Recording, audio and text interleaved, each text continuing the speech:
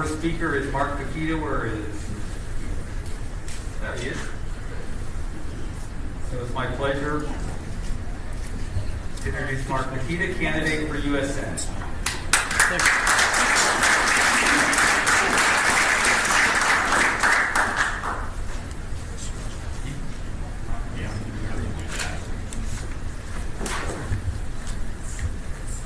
Hi there. I'm Mark Pukita. I want to be your next U.S. Senator. People sometimes make fun of me for saying that because they're like, well, of course, you've got yard signs and all the rest. We know you want to be the next U.S. Senator. But I want to stress that point, that I want to be your next U.S. Senator.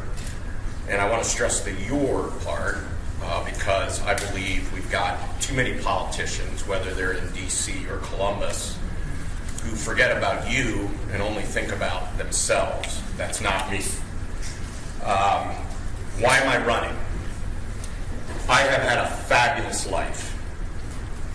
I came from a family of lower middle class means. My grandfathers were both coal miners in northeastern Pennsylvania.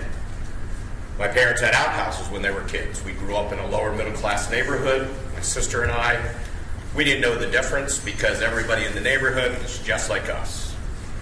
We all went to church or temple on the weekends. We respected our elders. We saluted the flag, pledged the flag, respected the police, didn't get arrested. Most of us didn't do drugs. I was raised during the 60s and 70s, so that was a dicey time, as you're aware. And we just believed in the American dream, and I lived it. I went to Ohio State. I got accepted at 2 Ivy League schools, Cornell and Penn, but I went to Ohio State because this was prior to the time when our government was giving out student loans, guaranteeing student loans like candy. And you had to have real collateral, and I didn't want to put my parents in that position. So I went to Ohio State. It was the best decision I ever made, not going to a liberal indoctrination camp. And I really believe that's what they are. And now almost every college and university has become like that.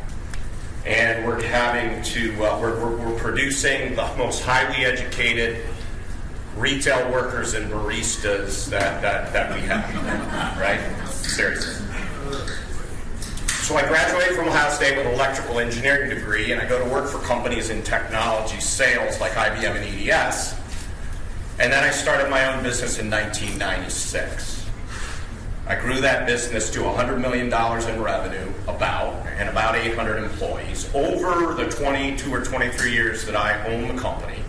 And I started it from my basement. At that time, it was unfinished with $1,000 of my own paid-in capital. We generated at least 2,300 Ohio jobs.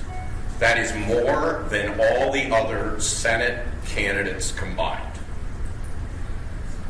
I sold the business at the end of 2019, and I realized I lived the American dream.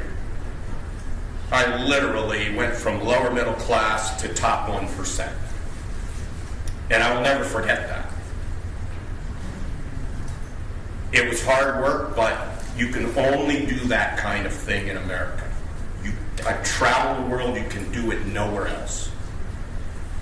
So I sold my business, and I was looking at my then 17-month-old grandson, my first, and I'm thinking that child will not have the opportunity I did to live the American dream if things keep going in the direction they were.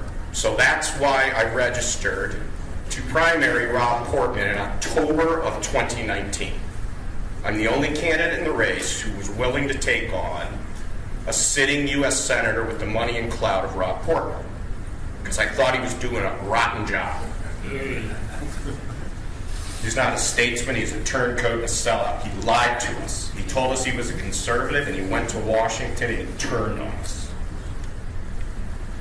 So, I'm the only one in the race that registered to primary him, and lo and behold, he drops out. He quits. He didn't retire. He quit because he knew we weren't going to re-elect him because he lied to us. So now it's a Kentucky Derby field.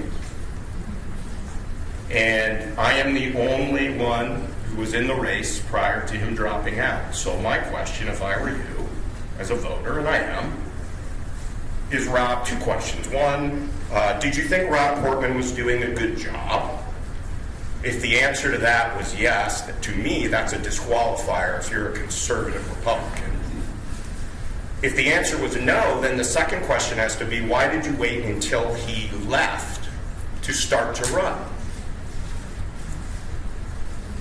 People who do that aren't fighters. I am a fighter. I am fighting for the soul of America, for the conscience of Ohio, and the backbone of our party. We live in the best country in the world. We live in the best state in the union, or we wouldn't be here, because we can go wherever we want, right? And we are members of the greatest party, political party ever. And all three of them have been hijacked from us by corrupt leaders.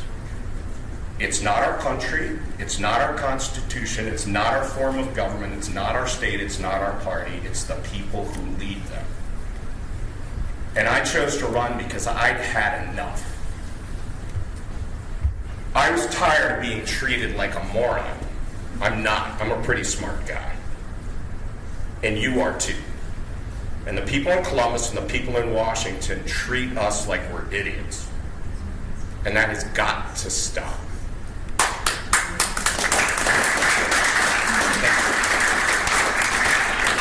So, I'm not just here to complain. I do believe our best days are ahead of us. I don't believe God is finished with us. I believe we have gotten soft. People say it's the end times. That's nonsense. Less than 1% of the world's population dies in conflict now. That number used to be between 15 and 20% of the world's population died in wars, sieges, battles, things like that. We've almost cured diseases, except when they leak from a lab in Wuhan, China, right? And there's no reason anybody on the face of the earth should be hungry, because we produce more food than can possibly be consumed. Now, why or do we still have hunger? Why do we still have disease? Why are people still being killed in conflict? Corrupt leadership. It's not just corrupt leadership in the United States, it's corrupt leadership around the world, and guess what? It's worse elsewhere. I've seen it.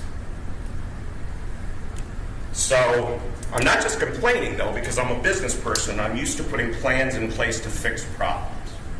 So you should have on your chairs, I gotta find my handy 21-point policy guide. I didn't want to do this without having a plan, a commitment to you, and writing it down, what I believe in, what I think we need to do to fix this country, how I will negotiate, how I will debate, how I will argue, how I will vote, and how I will legislate. No other candidate has anything like this. What they have is conversation about how much they love Trump and Trump likes them, how America first they are, and how much money they're putting into their campaign coffers to buy an election. I would encourage you to look at this, and I will answer any questions about it. I've only got 15 minutes. I could go on for hours. I could sit and talk policy for hours. I think if you look at this, you will find that you agree with 90 to 95% of it, because I believe you've got common sense just like me. The solutions to our problems are simple. They're just not easy to implement because they're so big. But we're Americans and we can do anything. We sent men to the moon. We built an interstate highway system. We can fix our problems. We just need people in Washington who have the fight, the backbone, and the capability in terms of intelligence and experience to do it. So what makes me different than the other candidates? We are doing what I call a two-track campaign. Trying to get me elected but also trying to leave Ohio better than we found it, to demonstrate to you how we'll operate in D.C., but do it here in Ohio to leave a positive impact on the state while we're campaigning.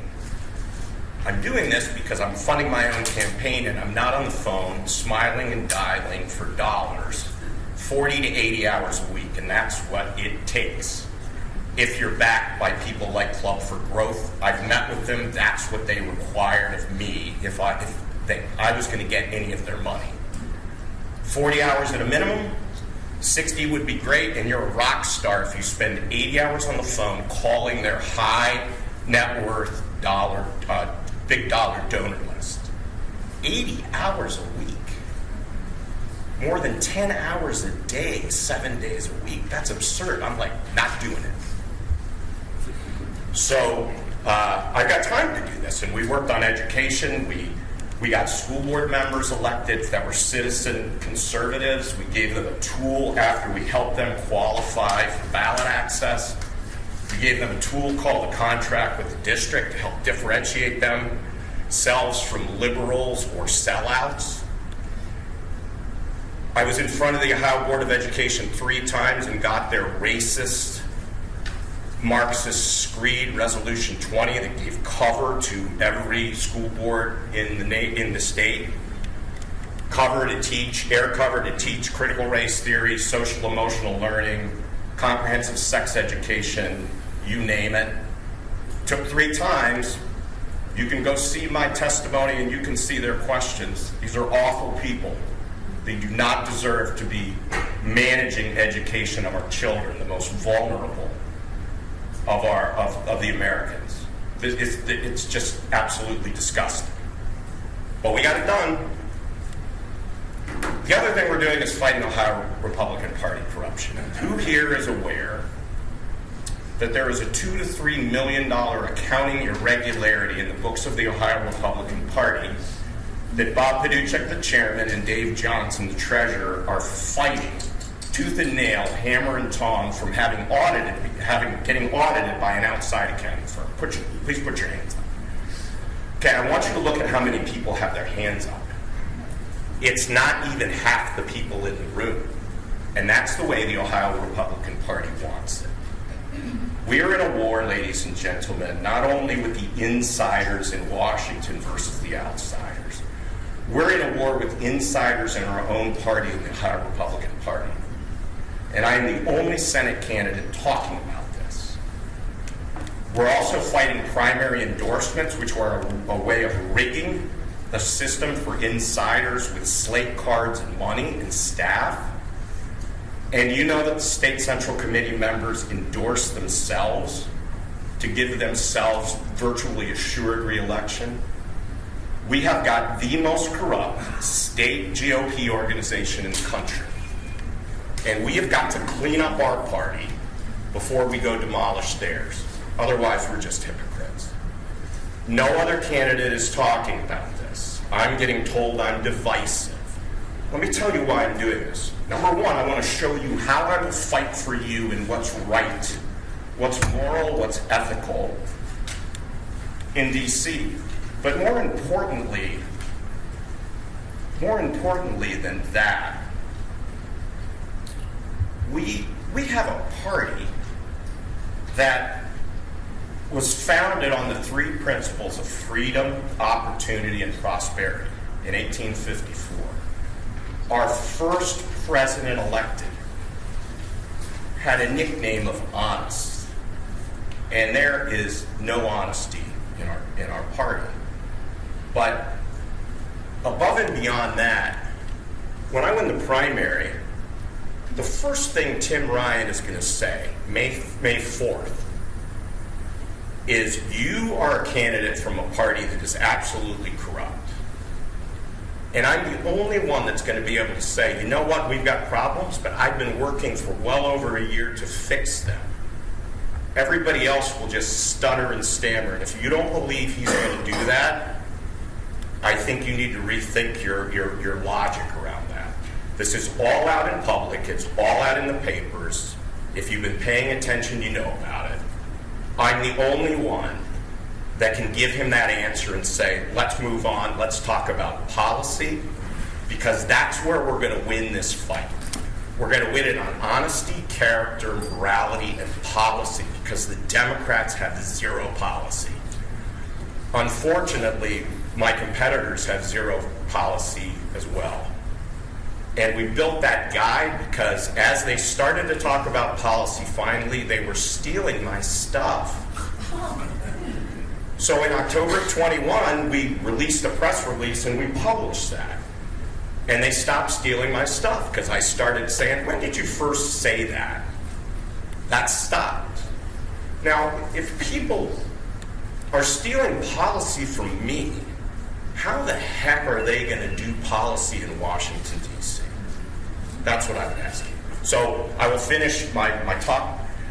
4 things you'll hear from me that you won't hear from any other candidate. The Ohio Republican Party is corrupt from top to bottom and left to right and needs an absolute regime change. Rob Portman is not a statesman, he's a turncoat and a sellout. Mike DeWine did not deserve to be endorsed by the Ohio Republican Party a few Fridays ago. He doesn't deserve to be reelected. He deserves to be investigated for House Bill 6 and First Energy. He's in it up to his eyeballs.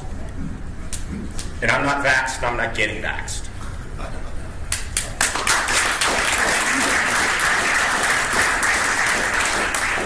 I am not anti-vax. I am anti-force and mandates in terms of bodily sovereignty.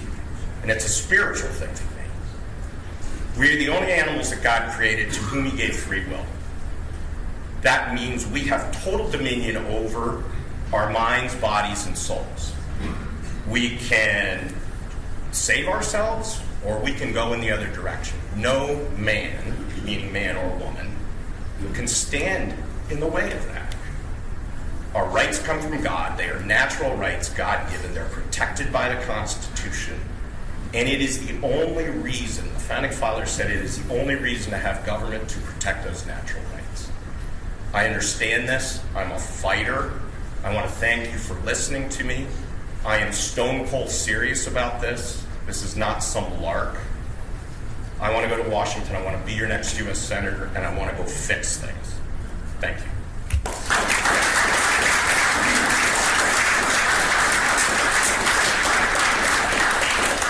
Okay, if there are questions for Mark, we're going to do this freestyle. Put your hand up.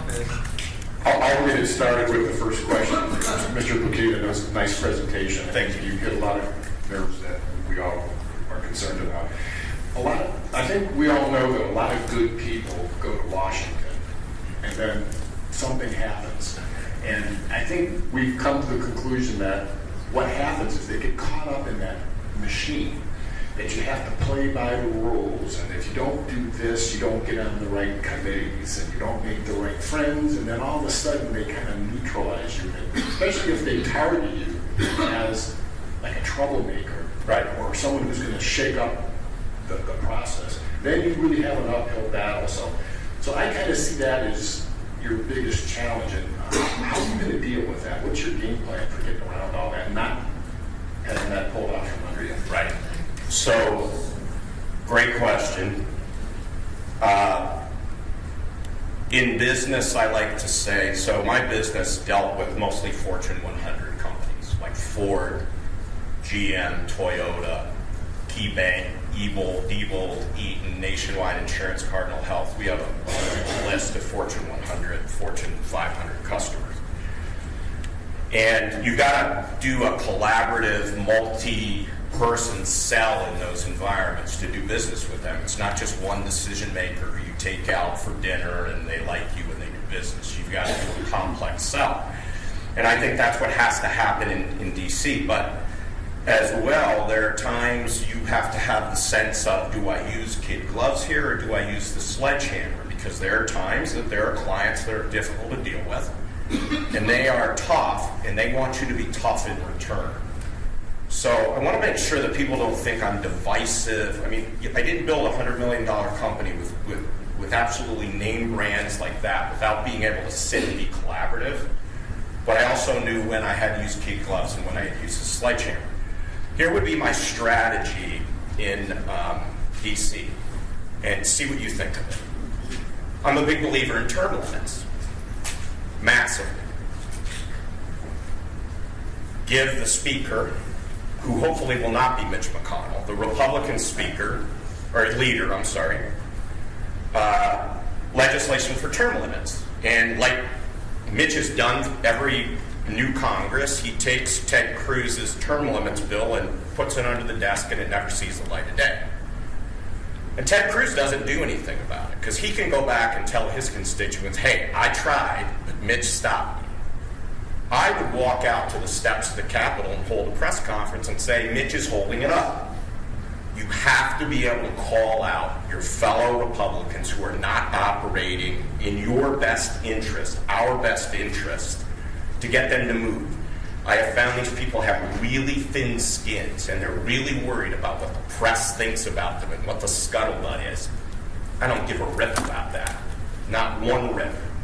And people say, well, you come in the next day and he hasn't done it. We keep going back every day and do it until the pressure is so great that he sends it to committee. Then people say it gets buried in committee. We start that process again. I have no problem doing that. And I believe that, honestly, I believe that's the only way we're going to get anything done. We've got to call out the people in our own party, and guess what will happen? They will come along if we have what I call a America First caucus of people who will do this, and we only need 15 to 20 of them across both chambers. And why do I say that? Look at what the squad did. 4 or 5 really loudmouth, really unintelligent people have pushed the Democrat Party so far to the left. Do you think Nancy Pelosi and Chuck Schumer want to be there? They got pushed there. And that's what we have to do. We have to use that tool with some smart people who understand policy and have some ethics and push our party further to the right. Okay, well, let me get that microphone over there. While I'm walking, you mentioned a caucus.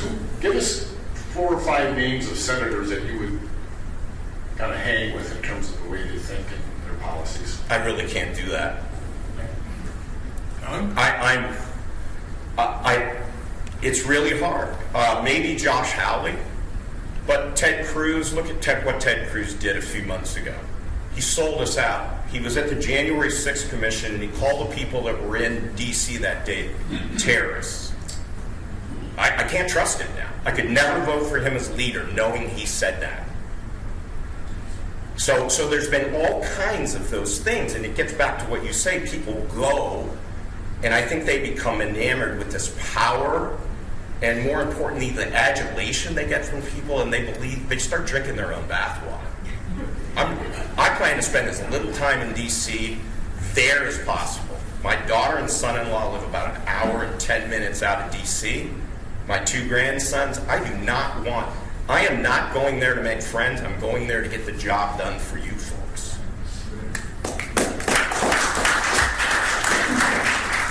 In your literature, you said that you refer the Department of Education to return it back to the health, education, and welfare. With all the SEL and Common Core and critical race theory and the Department of Education flowing down from the Department of Education, why not do away with it? Rather, make a statement saying I'll do away with it rather than refer it back for it to perpetuate once again. I was saying that.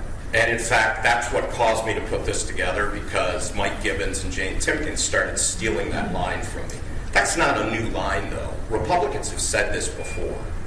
But I took a look at the Department of Education, and they do 2 things that I think are valuable. One, they capture metrics under penalty of perjury with the federal government from school districts. Probably the only place that we get real, honest metrics from schools. The second thing is they have been a relatively good clearinghouse for best practices when they're not compromised.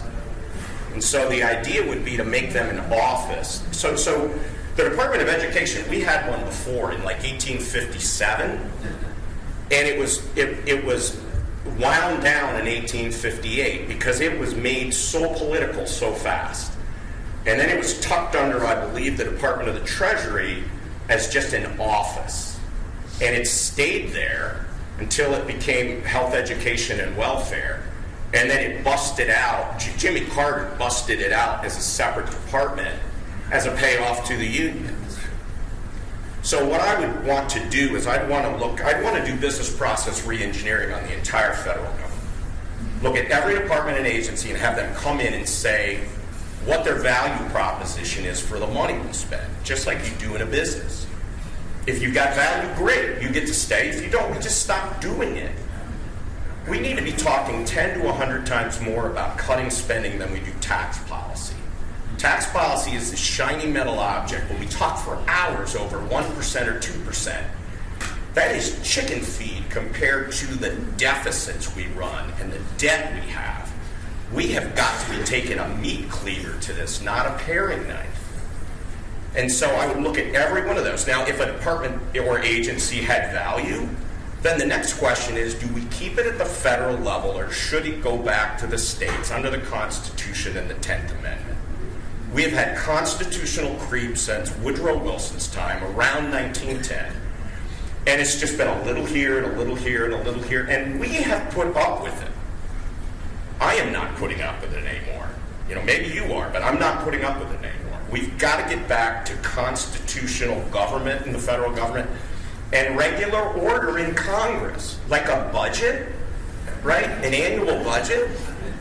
Hey, it sounds easy, but you know, I don't think Barack Obama passed one. So all we're worrying about now is debt ceiling, debt ceiling, debt ceiling, debt ceiling. We've got to call a halt to that. And if we have to wind the government down for a few months, so be it. We've got to play hardball with these idiots. They are clowns. Yeah, I think our time is pretty close to being up, so maybe we can squeeze one more question in here.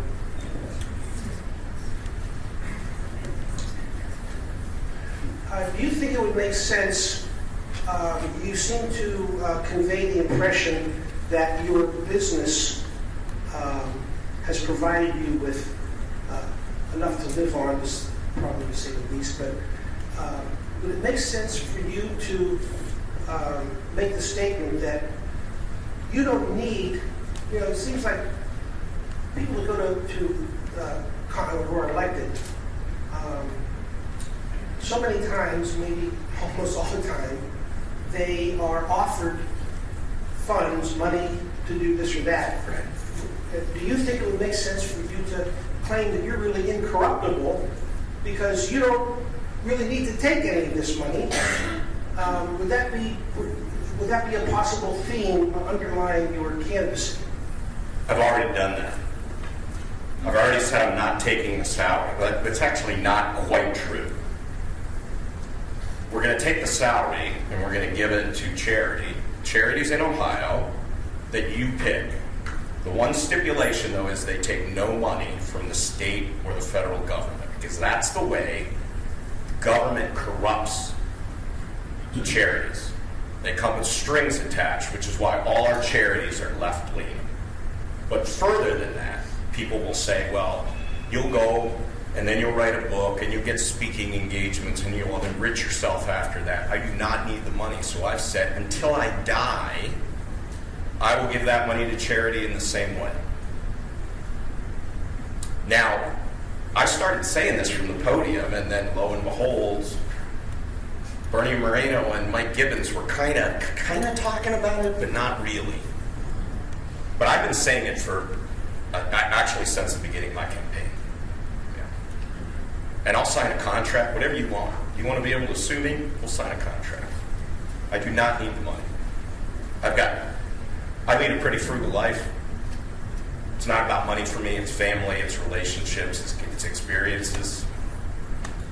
My biggest extravagance was buying a 2022 Corvette. It was supposed to be a 2020 Corvette. It took that long to get delivered. Seriously. Chip shortages and all the rest. So when you look at my policy guide and I talk about bringing manufacturing back, that's why. If I have to order another Corvette, I want to get it like within a few months, not have to wait 3 years. Any more questions? Anybody? Thank you so much. Very good. Thank you.